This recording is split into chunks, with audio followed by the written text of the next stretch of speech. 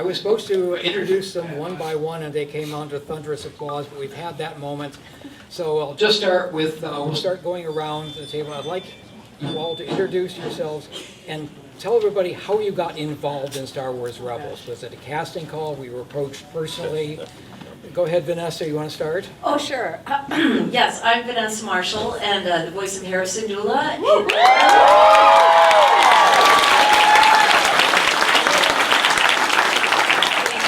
Thank you, and it is an honor to... Is this working? Sort of in and out. Good stuff. Right on. Okay, we're gonna wing it. Timothy.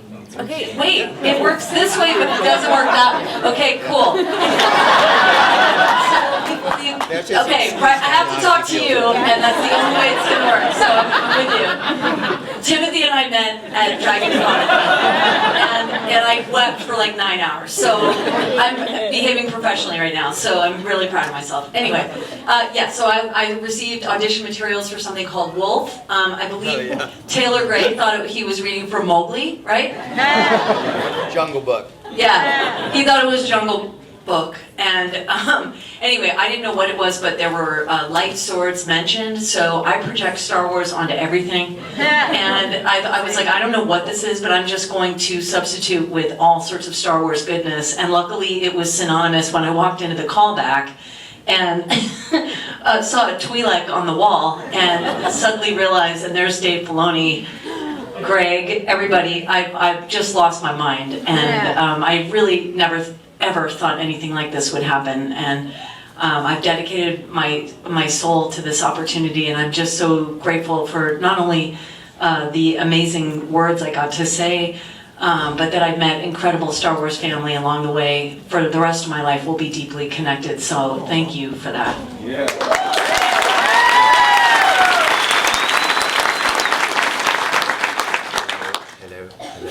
Hello, I must be going. Here's what. Look at her. Talk to Obi-Wan. Here.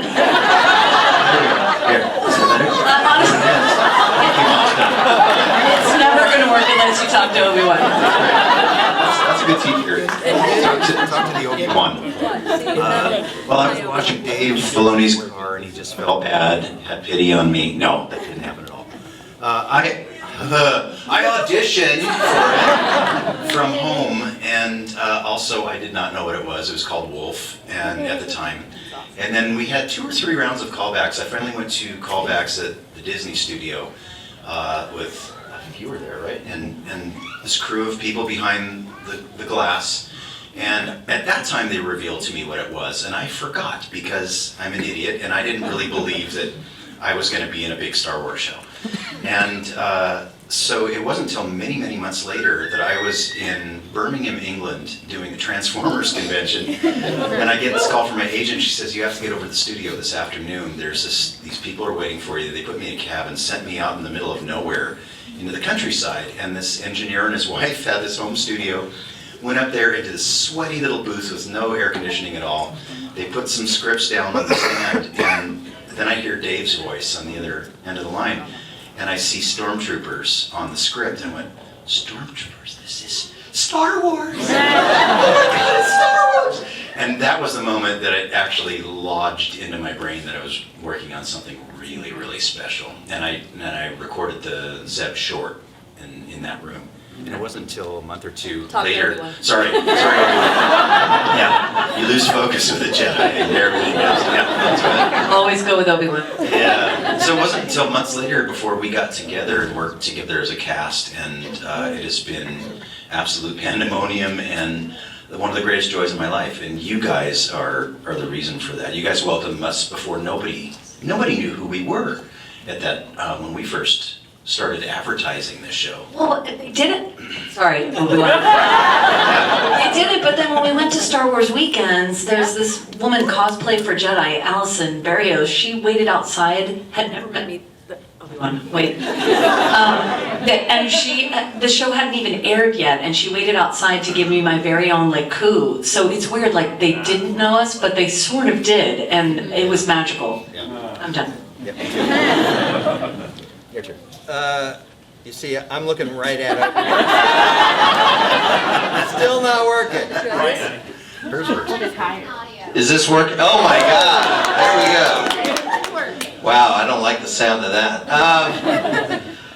I interviewed for a job with Dave Filoni and a number of Lucasfilm executives, like at least 4. And there were multiple interviews, and for whatever reason they picked me. And so I started working with Dave and with Simon Kinberg, who were the other 2 executive producers on the first season. And then we cast. Do a little Zeb for them. Caramest.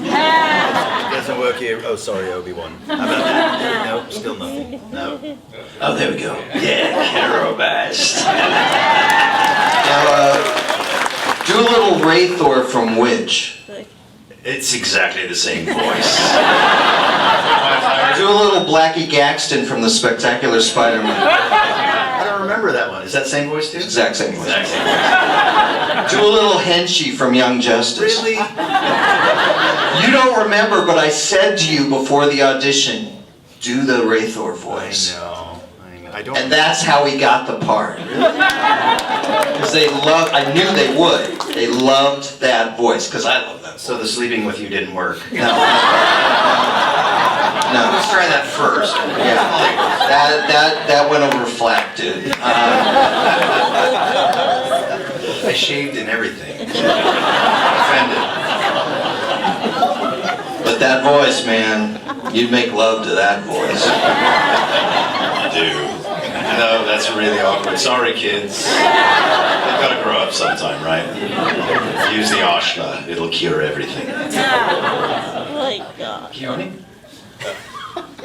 Like I said, I'm from Hawaii, so I have to greet you in Hawaiian. Pehe oi, komo mai kai kualoai. Komo mai e voice acting. Voice acting ilohe aui kulehona enai. I was an afterthought on Star Wars Rebels. I believe I came in season 2. And so I didn't have to go through the routine that everybody else did. Dave Filoni, if you know Dave Filoni, Talk to Obi-Wan. if you know Dave Filoni, Dave has this passion for Godzilla and passion for kaiju monsters. And he wanted to develop and bring in an Asian character. Yeah! So, yes, and I would say Commander Sato is the first Asian in the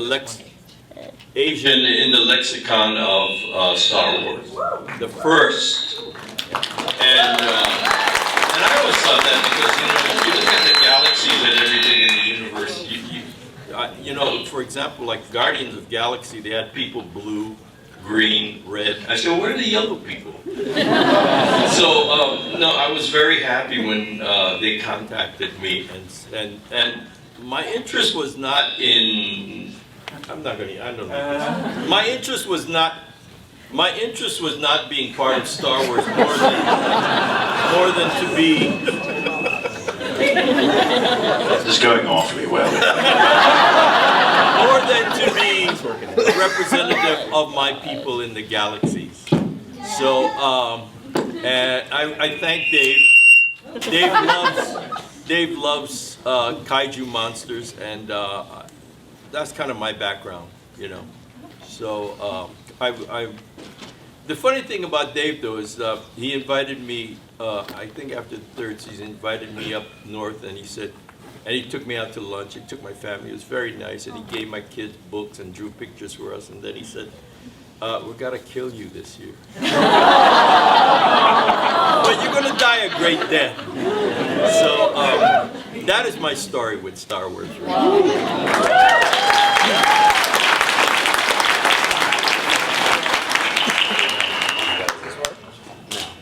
This is Fido. Fido. Talk to Obi-Wan. So, Obi-Wan. Yeah, mine's very similar. I got sides to audition for for a voiceover project. And I had never done any voiceover before. So my agent was like, hey, go in a closet and record like a normal audition tape, just don't turn the camera on. Okay. And as Vanessa said, the script name was Wolf. So I was sure that I was rooting for Jungle Book. And I was Mowgli. And I sat in an audition, and I didn't hear anything for like a month, so I figured, like in a live action thing, you would have heard by then. So I was like, I guess this isn't for me. And then, yeah, like a month later, I met with the way everyone did at Disney. But I still was like, this is Jungle Book. Because I didn't know who anyone was. I didn't know what. I should have known a light stick was a lightsaber. And the energy was the Force.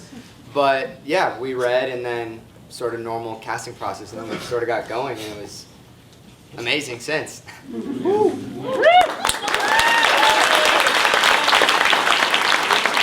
mention why the project was called Wolf? Oh, Because yeah. Was it? I thought it was wolves, plural. It was wolves. Wolves, yeah. Oh. They were very important. but that's so Dave's. Dave Filoni is completely obsessed with wolves, and like ElfQuest really wanted wolf riders in the show, and so we had a plan to bring wolves into the show, but in the meantime we just needed something that wouldn't get press. So we had a fake name for the show and fake names for all the characters, and on the audition sites, because I don't know if you know this about Star Wars, but it has this very intense fan base. And so if you can't modulate, because I'm talking loud without the mic, and then the mic comes on, and it's way too loud. Now you know I'm pain.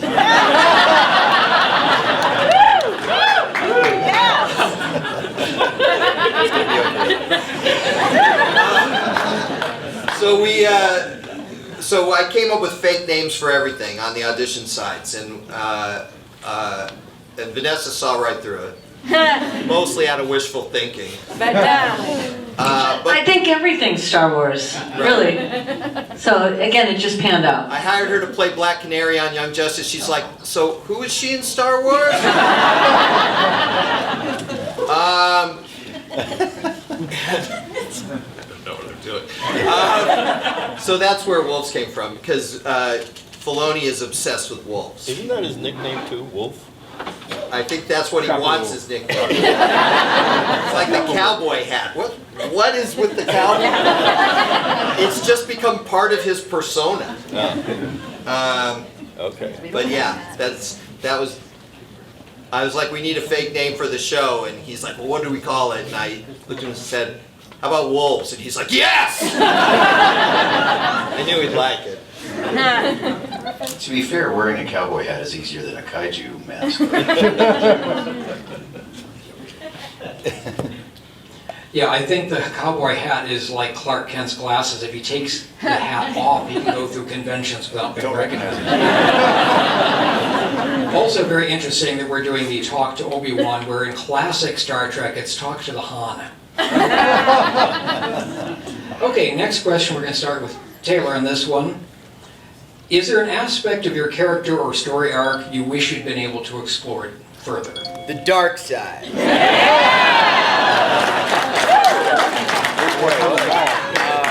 No, I really loved Ezra for... I've been on shows before that get canceled after season. You're like, oh, I thought we were going to go somewhere else with it. Whereas we had, 80 some episodes? Like, there was a real arc in all of our characters. And so when there's that much ground covered, you really explore different parts of a character. And especially younger characters, we see them grow through very, formative times. And I loved so many different parts of Ezra and who he became as a pretty veritable Jedi, from being this kind of what fans say at conventions, annoying character star.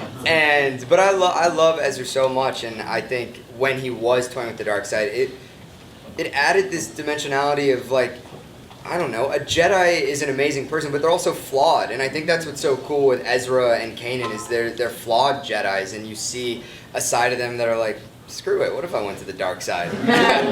So I enjoyed that.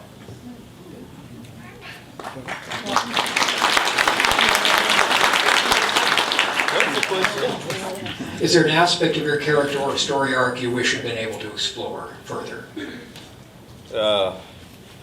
Limited to 10 for you. You know, I just, working with these wonderful actors, you know, you don't often get that kind of experience working with, and I'm talking about the level of, and the diversity in terms of craft was really, it was what I was majorly concerned with and focused on.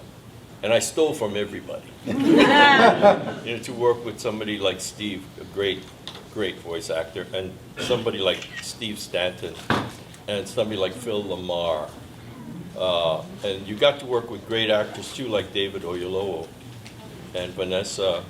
And every day it was a challenge for me, you know.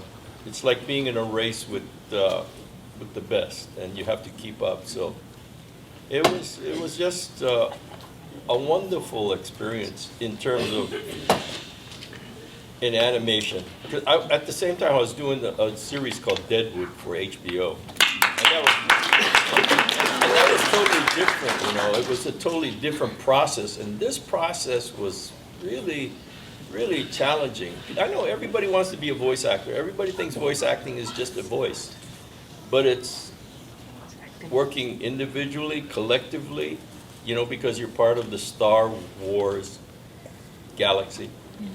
And it was quite challenging. Too bad I had to die because no, it's fine. You know, it's fine. I've died many times. But what I could have learned more from these actors, you know, when you're working with somebody like Steve Stanton, who played Tarkin, guys like that who are just wonderful actors, you know. And I got to tell you a little story about Freddie Prinze Jr. I knew his dad, Freddie Prinze Sr., when he was doing Chico and the Man. That's how old. Yeah. That's crazy. So Freddie Prinze Sr. used to hang out in a coffee shop. We used to hang out, you know. And I met his dad. You know, it's really amazing to meet Freddie Prinze Jr. You know.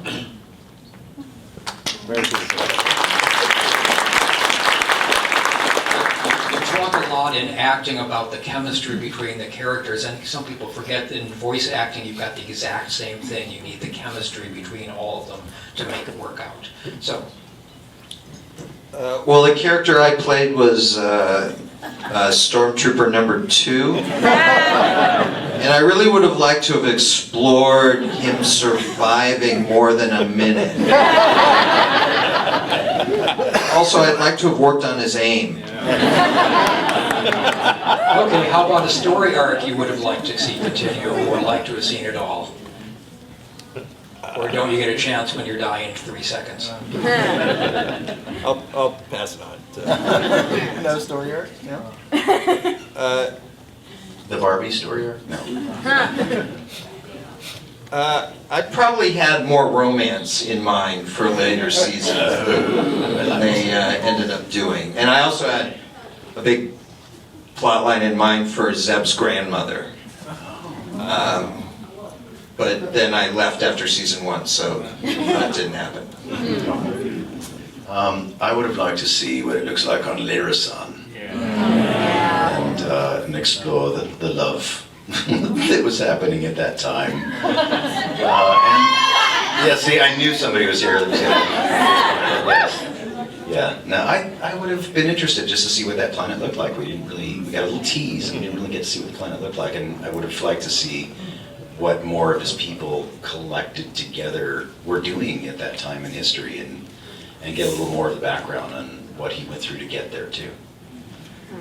All right, let's see how this, wow, it's working. Okay, yeah, I was curious about Hera's childhood and her relationship that obviously was troubled with her father in Star Wars Rebels. I wonder how that happened. I wanted to know more about the Kalakori, etc.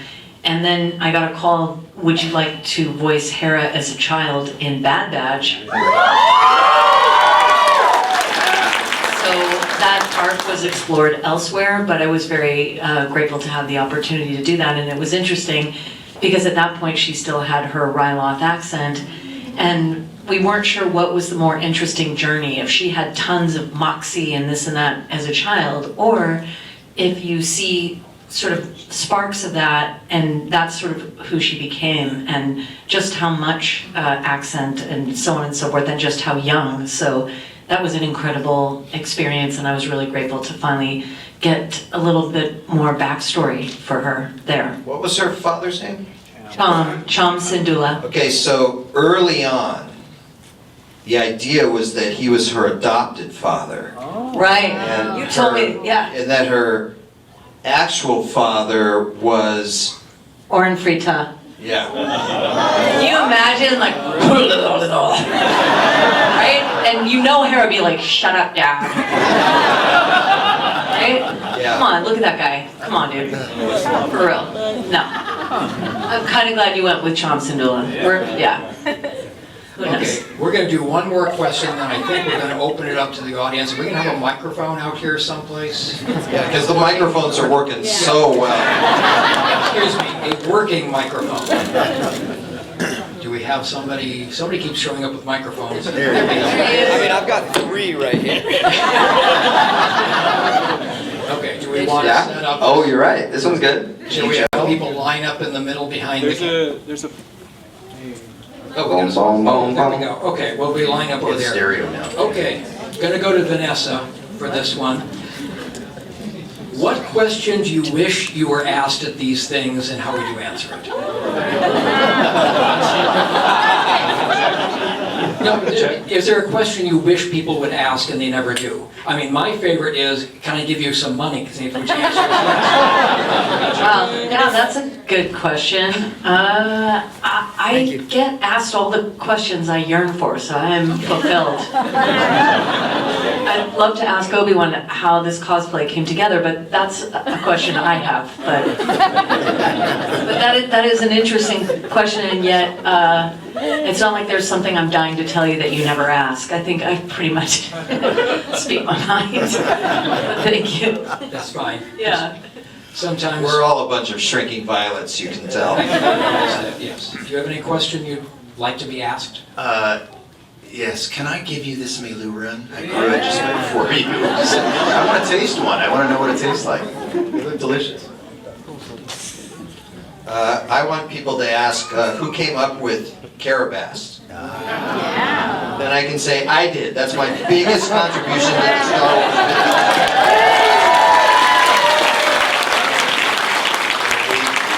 That and last names. When I came on the show, all the David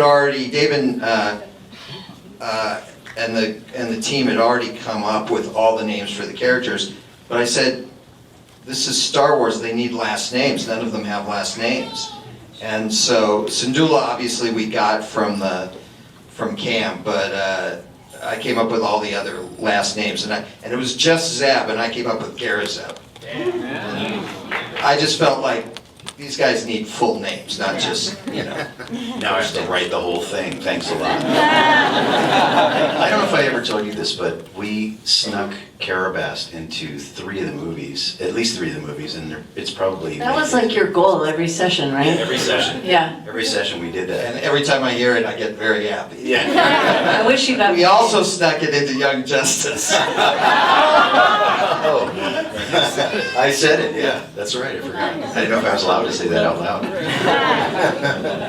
It was Henchy, which is the same voice. Thanks for, reminding me. I can do more than that, Greg.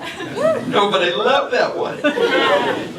Keone, did you have any question that you wish people would ask, like why you didn't live longer? No, I'm pretty secure in whatever people ask, I was happy to receive. But I always had a question, and the question was, in what ways Star Wars has any meaning to you? What does it do with your life? Because Star Wars is just a part of my life. It's just a small part of my life. My family is my life. And when I say my family, my whole family, my islands, my history. But why are people so invested in Star Wars? What makes them love it so? And I'm always curious about that, and I'm sure people have different reasons. And loving it, what does it do then? Does it motivate you towards goodness? I hope it does. I hope it does. And not just pacifies you in being satisfied with sitting and watching, but actually participating in some kind of goodness, which all my characters, the subtext and underlying meaning is that there's hope in our daily life, because our lives are as disastrous and dramatic and conflicting and contradictory as the one we live in today, if you read the newspaper, with all that's going on. So I hope it's not to escape from that, but to look at it with a very, may the force be with you, in that sense. So I'm always curious about that. I hope that the people that love Star Wars is aggressively pursuing and actively looking for goodness in this world. Yeah.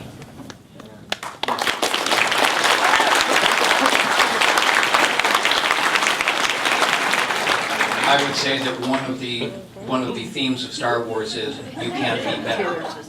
Yeah. Yeah. Okay, Taylor? Yeah, no, the profundity of that I'm not going to follow. But I'm very excited to hear your guys' questions. I thought that answer was incredible. I haven't heard anyone talk about Star Wars. We've done a handful of these panels, and I've had a similar curiosity, but I love how you articulated that. Yeah. Thank you. Okay, I think we've got, it's now in the middle, so if you've got a question, line up. Don't run over the people filming. Right. Hi, you guys. You've created this amazing world of Star Wars Rebels, and it's something that we can watch and be in that world ourselves, and I love that so much. Well, now Star Wars has Galaxy's Edge, which is a world that we can be in and create our own stories. So is there anything that's happened to you guys if you visited Galaxy's Edge in either Disneyland or Disney World? Is there anything that's happened in that world that relates to your character, like a story you can tell, like drinking Melloon juice, the fact that you can do that, anything like that? Well, it is a little strange to look up at Hondo and not have some residual resentment that's left over from that plot line. But it's also strange to hear my own voice saying siéntese, por favor. Every time I hear this. Yeah, and my endless Star Wars family friends who's like, oh my god, I'm gonna watch it.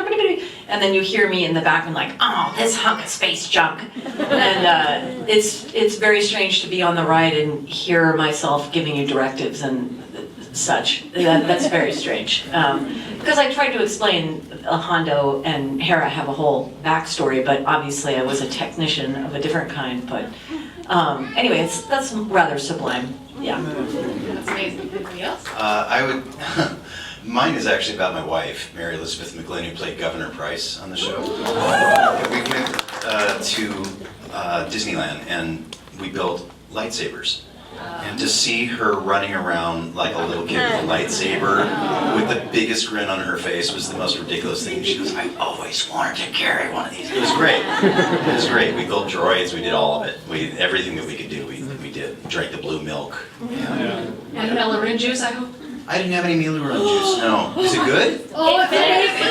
It's way better than blue milk. What is it exactly? Obviously Melloon, but Lots of juice and passion fruit and it's stuff.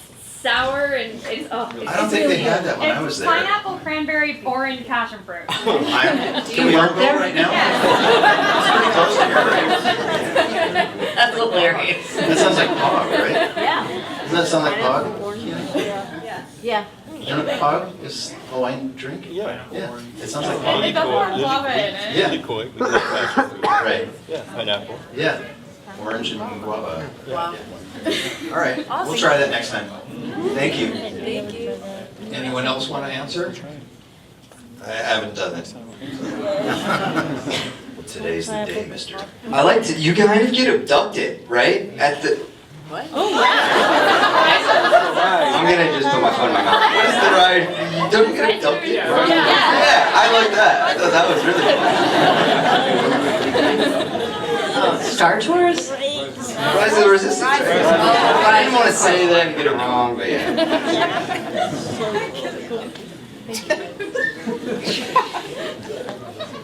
I was wondering if your characters in Star Wars could give advice to you or any of us. What do you think they would say to you?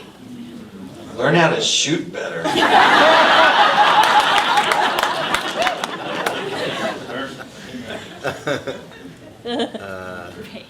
I think Hera would remind us all to let people know that they matter while we have time and we have no guarantees. And I tried to learn from her lesson. That's what that said to me. So let people know they matter. Yeah, I mean, I think Ezra would definitely say you can't go at it alone. I think we see him at the beginning thinking he can kind of do whatever he wants to do by himself, and you're just so much stronger with other people. And I think that's a huge lesson throughout the entire show. And what we talk about at the table often is like a chosen family and how important and special that can be. That's why Rebels is my favorite. Because they do that family.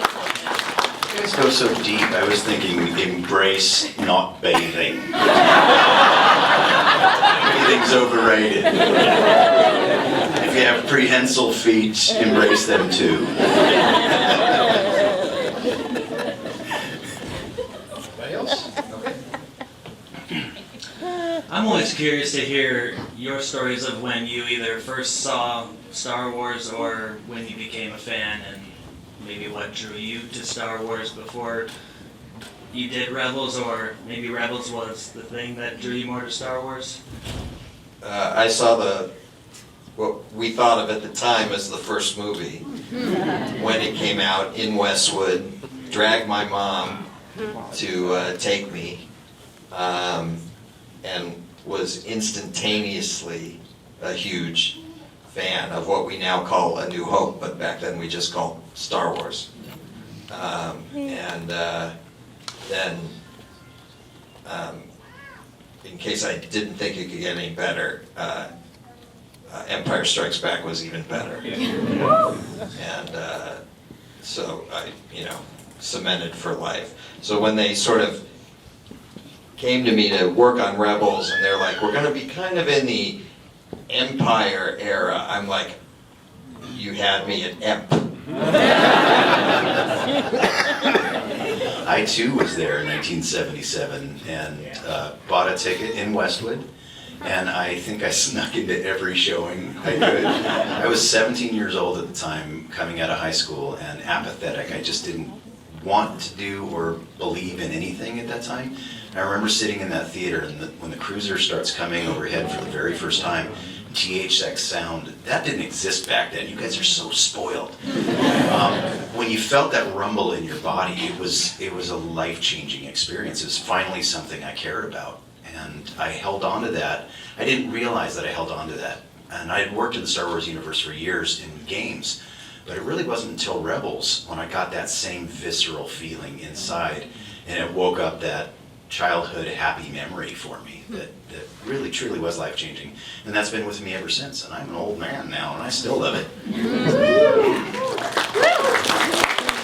I was in Colorado staying with my mom's sister, so my aunt took me with all my cousins. She just sort of deposited us in the air-conditioned theater, and I was mesmerized, and I was given an amazing female icon to look up to, Princess Leia. I wanted to get that moving carpet out of the way, and I just wanted to do my hair and, side buns everywhere. And I mean, it was more than that.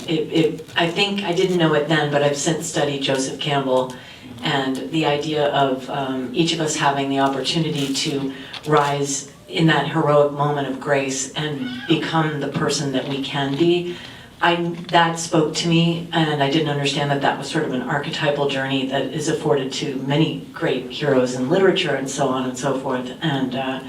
But as a child, I knew that there was something incredibly meta going on in this narrative that was more than just a summer pastime of sorts, and got all the action figures and waited in line opening night for the movie ever since, all of them, and just love it.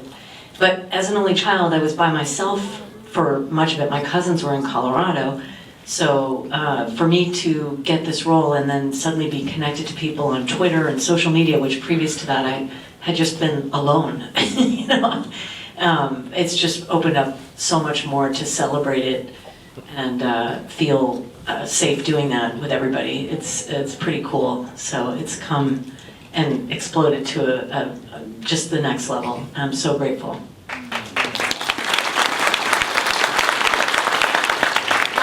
Yeah, in '77 I took my 2 kids. We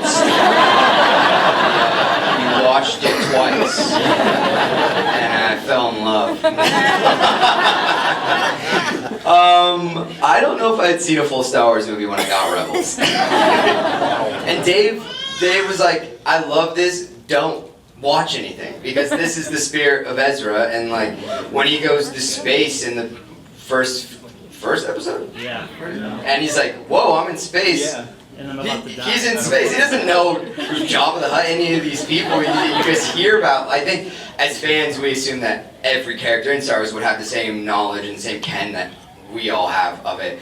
But since Rebels, it's taken me to every different thing to watch, so I know who that person is and this storyline and everything. And so it's really cool because when people come up with younger kids and they're like, this is how, like, I've watched it forever, but this is how my kid has gotten into Star Wars. I'm like, hey, me too. Like, this show was my sort of gateway in, and now I'm a huge fan.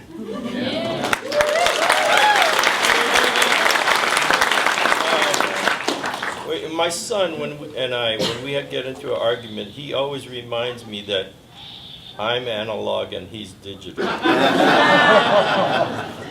So I don't know what that means, but Star Wars, I had no feeling or understanding or cares about Star Wars. My entertainment was a pocketbook. In my days, we carried a pocketbook in our back pocket, and we read.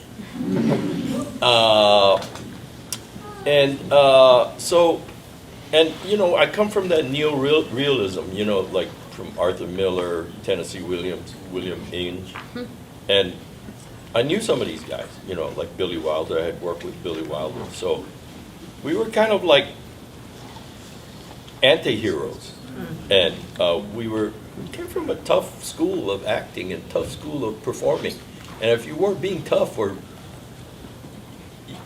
you didn't have any substance, and for me Star Wars was, the results, good guys win, but then, I had known Jimmy Jones, and I knew him from the old Negro Ensemble Company days, from New York, and I always loved him, because he was a very good person, but a very tough guy too. He'd been through a lot. So I went to go see Jimmy, and that's what opened me up to it. And then of course Alec Guinness too, because Alec Guinness was one of my favorite actors at that time too. So I come from a different way around, I guess, from an old man's way. Not that young enthusiasm, but that dark, dark side of life. So that's what interested me, I guess. You should take this one too. I should take this one, Chip? Yeah. I saw A New Hope the second night it came out, and I was in grad school at the time, so if you want to, Keone's 4 years older than I am, so I'm not the oldest person here for a change. It was the same thing. It was the Star Destroyer coming over and kept coming and kept coming. And it was the first time I'd ever had a sense of size in a movie. Even the probe or the ship from 2001 Space Odyssey never caught me the same way as that Star Destroyer. And that was pretty much where I'd cemented, yes, I'm going to like this movie. The other key moment that I would go back and especially wait for is Obi-Wan suddenly changing from an old man out in the desert and everything to a Jedi warrior in the cantina. And suddenly this guy is not as simple and as peaceful and as harmless as you thought he was. But those two together anchored me to it, and Han shooting first. Hey, Greedo has threatened him with death. That is assault. That's justifiable homicide.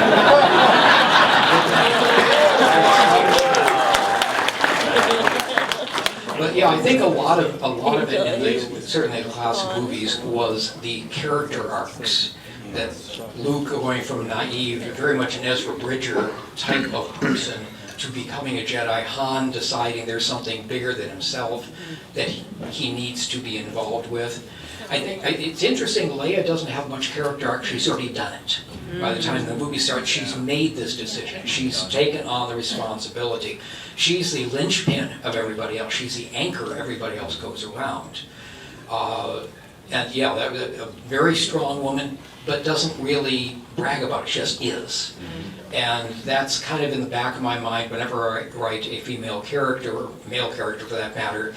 You don't have to brag about it if you can do it. And they just do what is necessary. Thank you guys. See you in Japan. Bring us.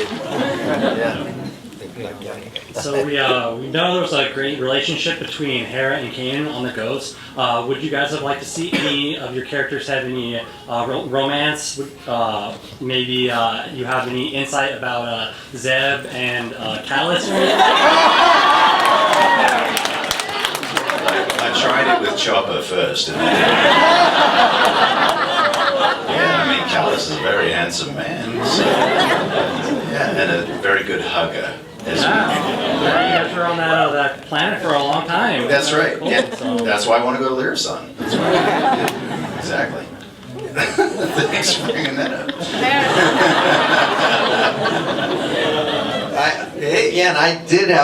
We did have initially plans to do more with Ezra and Sabine. Yeah. And then I left and I don't know what happened. And it was very clear to us, at least initially, that Hera and Kanan weren't a long-term thing from. There was a reason she called him love all the time. So that was part of it. Next, go ahead. So if you were able to make a ride in Galaxy's Edge, which one would you make? There you go. Maybe steal a TIE fighter. Fly it with your feet. Like that ride.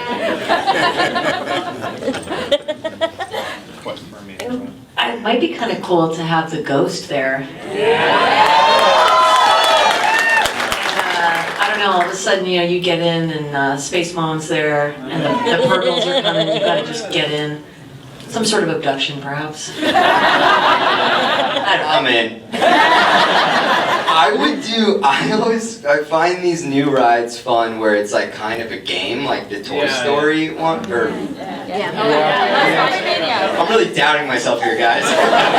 Stick with it. Toy Story ride, but it would be like learning to use a lightsaber or something like that, going through Jedi training of some sort. And you can get a score and you can just become a Jedi. I think is it Disneyland? Oh God, they already have it. The Spider-Man. Webslingers. The Spider-Man thing where you're shooting webs and it's catching the motion of your arm. Correct. Yeah. So something like that, working the lightsaber, you could You could do that. We've got the sensors and kinesthetics now to do that sort of thing. I'll talk to the team. Yeah. On the Mentioned we'd be happy to beta test it. Yeah. Anybody else want to? Okay. Thanks, Ben.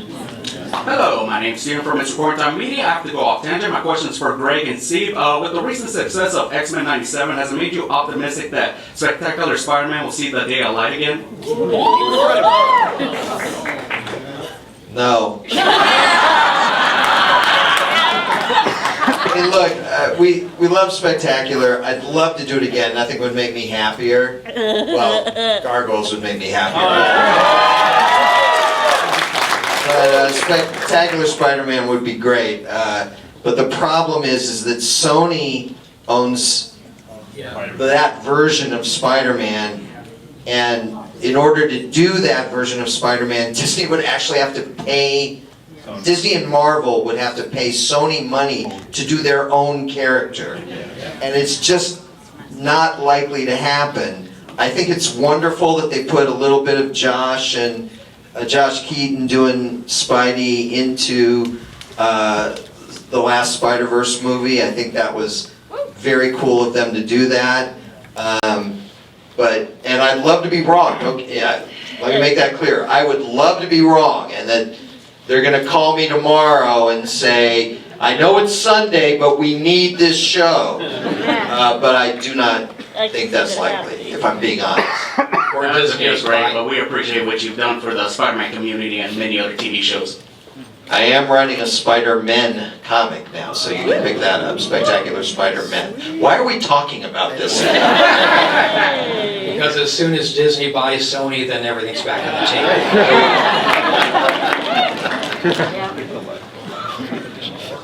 So I have two things for Mr. Bloom. And the first is I would love to hear Starscream say Carabas. Carabas. Might be able to make that happen on Earth Smart. Okay, all right.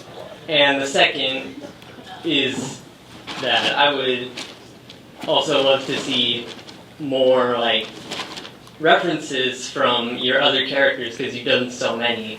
So like Starscream saying Carabas, and also I just have one more thing to say. All hail Starscream. You have excellent taste. Don't tell Megatron. Alright, so Rebels was a big part of my childhood since like it first aired on Disney XD, and like all like those stories and the quotes stuck with me. Is there like a certain like story beat or like a quote that has stuck with you guys since it first aired? Jabba the Hutt. That's my favorite line. Nice. Well, I have one that Hera says, we have hope. Hope that things will get better. And they will. We all need that, as Keone said. The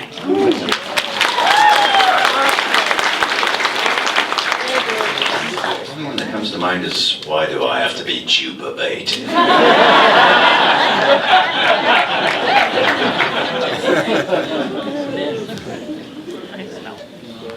Anybody else? I had one line, it was duck! Of course. As you're dying. Yeah, I had that too. My favorite line from Rebels, it was off camera, was, we're going to use Grand Admiral Thrawn in season 3, would you like to write another book? Is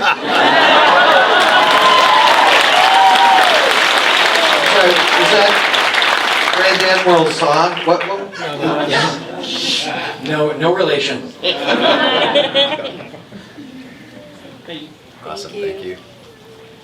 Hi, so before I ask my question, my friend Michelle, she's back there, Barbie Jedi, she's watched the show when it aired. She's such a huge fan, and I just wanted to shout her out real quick.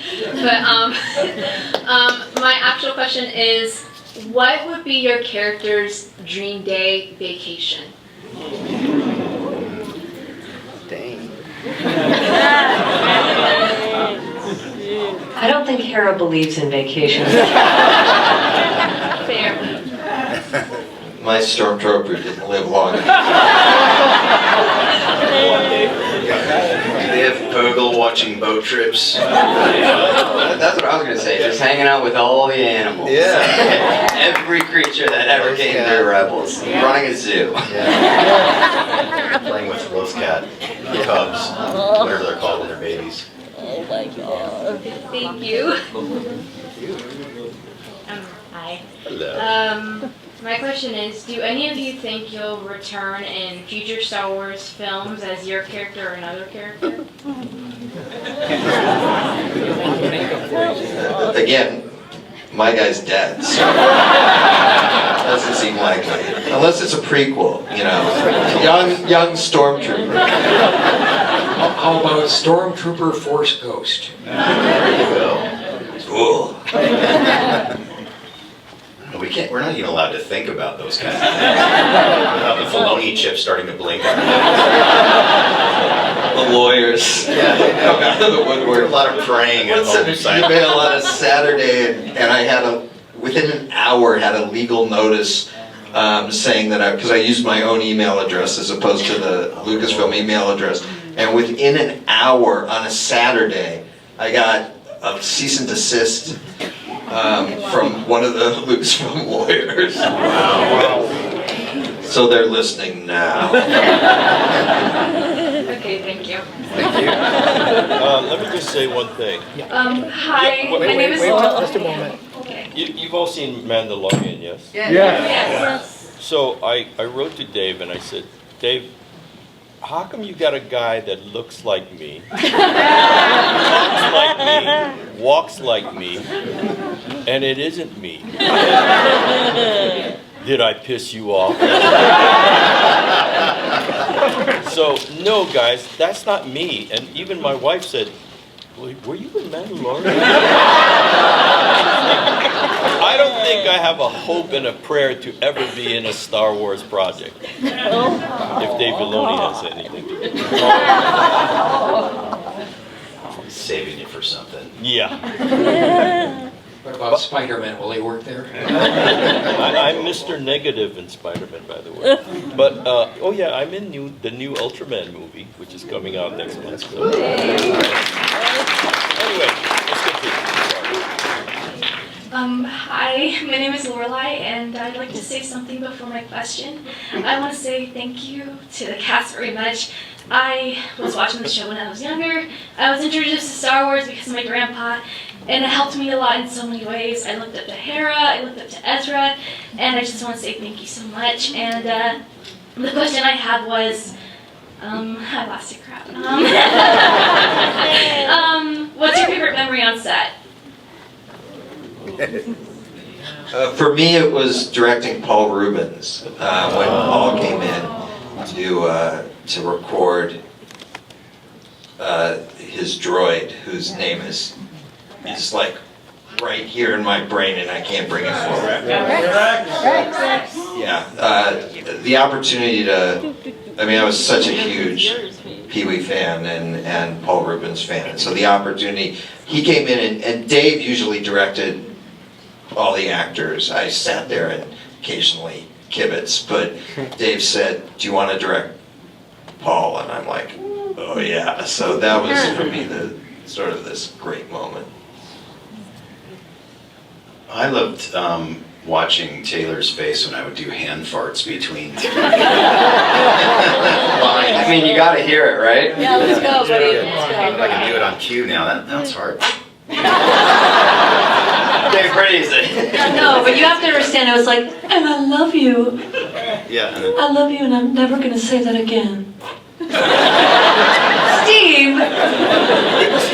Yeah, no, so we were always playing around. I'd have to say, there's two for me. One, when Jason Isaacs came in, the Inquisitor, and I tell this every time because I still can't believe it. He walks in, we've been there for like a year, and he walks right over to the closet and he's like, oh, look at this. And he finds a miniature golf set. He sets up an entire mini putt-putt in the thing, and we were just like, there was miniature golf here for the last year, and we never knew. And he would take a swing, and then he would say his line to Freddie. And Freddie was like, now in Chicago, Freddie said he wasn't going to kill him, but I wasn't sure. It just brought a level of heat to that scene that was so. He was like cat and mousing Freddie's character, and with like a putt and then a line and then a putt and a line. And we all were just like, I'm out of here. But there was another moment when Lando says to me, I owe you one. And I looked over at Freddie, and Freddie was like, Cloud City. Cloud City, that's why he helps the rebels. Because he owed you one. We both were like, it's like it kind of tied my childhood into that session. I was freaking out. Anyway, he was doing Dancing with the Stars, so I never got to punch him. I know Hera punches Lando, but no touching whatsoever.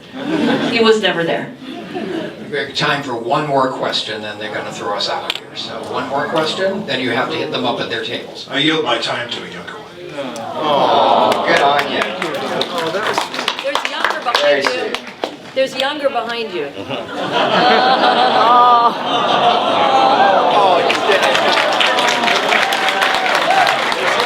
I now have a new hope.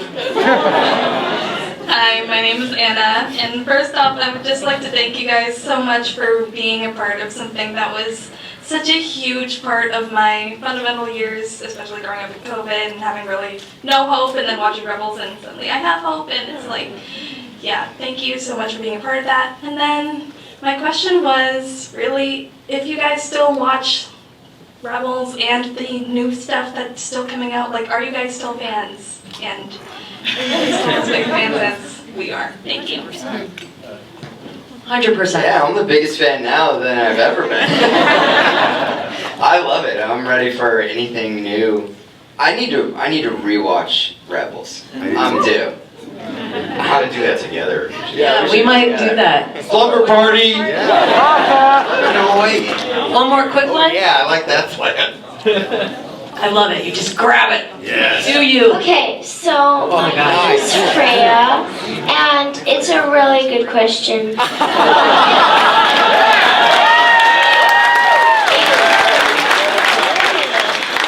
What Star Wars animal would you keep as a pet? Yeah. This is for everyone. Love cat. Okay. Rankle. Purgle's too big. I'm saying Purgle. Zeb.